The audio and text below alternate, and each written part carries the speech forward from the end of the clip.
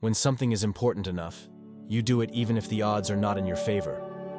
I think it's very important to have a feedback loop, where you're constantly thinking about what you've done and how you could be doing it better. Failure is an option here. If things are not failing, you are not innovating enough. If you get up in the morning and think the future is going to be better, it is a bright day. Otherwise, it's not. The first step is to establish that something is possible. Then probability will occur. Some people don't like change, but you need to embrace change if the alternative is a disaster. Persistence is very important. You should not give up unless you are forced to give up. When I was in college, I wanted to be involved in things that would change the world. I would like to die on Mars, just not on impact. I think it is possible for ordinary people to choose to be extraordinary. If you're trying to create a company, it's like baking a cake. You have to have all the ingredients in the right proportion. It's okay to have your eggs in one basket as long as you control what happens to that basket. The reality is, gas prices should be much more expensive than they are, because we're not incorporating the true damage to the environment and the hidden costs of mining oil and transporting it to the US.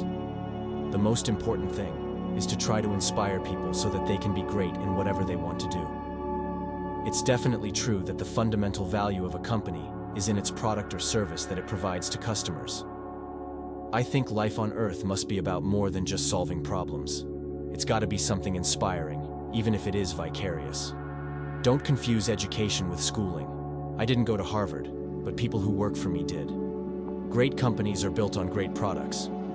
I always have optimism, but I'm realistic. It was not with the expectation of great success that I started Tesla or SpaceX. It's just that I thought they were important enough to do anyway. I think the best way to attract venture capital is to try and come up with a demonstration of whatever product or service it is, and ideally take that as far as you can. Just see if you can sell that to real customers and start generating some momentum. I think it is possible for ordinary people to choose to be extraordinary. It's very important to like the people you work with. Otherwise, life and your job is going to be quite miserable. Any product that needs a manual to work is broken. You have to be pretty driven to make it happen. Otherwise, you will just make yourself miserable. I don't create companies for the sake of creating companies, but to get things done. The path to the CEO's office should not be through the CFO's office, and it should not be through the marketing department. It needs to be through engineering and design. Work like hell. I mean, you just have to put in 80 to 100-hour weeks every week. You shouldn't do things differently just because they're different. They need to be better.